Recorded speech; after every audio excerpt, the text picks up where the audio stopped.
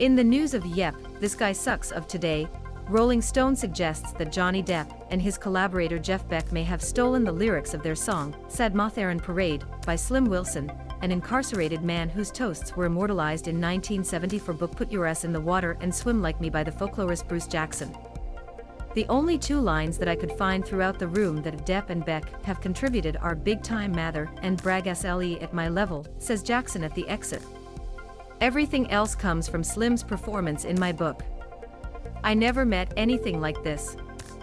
I have been publishing things for 50 years, and this is the first time that anyone has just tear something and put his own name on it.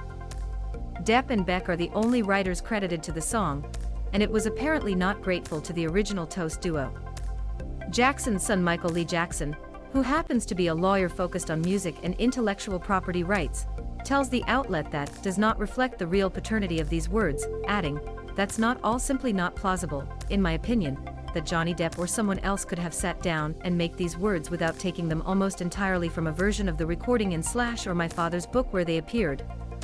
Rolling Stone shares a fascinating context on the oral tradition of toasts and how it concerns the law on copyright, which is essentially summed up with the fact that the question here can be more ethical than legal. Jackson can have a case as an author of the book in which Hobo Ben has been published, but it is a troubled problem because it has not implemented the words. The folklorist himself would have achieved a large part of the benefit of his work to his imprisoned subjects or to a trusted fund of detainees. I do not know if this record is sold. I saw criticism that I would be very embarrassed to have obtained if it was my album, he said in a very deserved snipe. But if he sells, Johnny Depp earns a lot of money on it. Should it go to him, or should he go to a place that helps people who have produced this culture?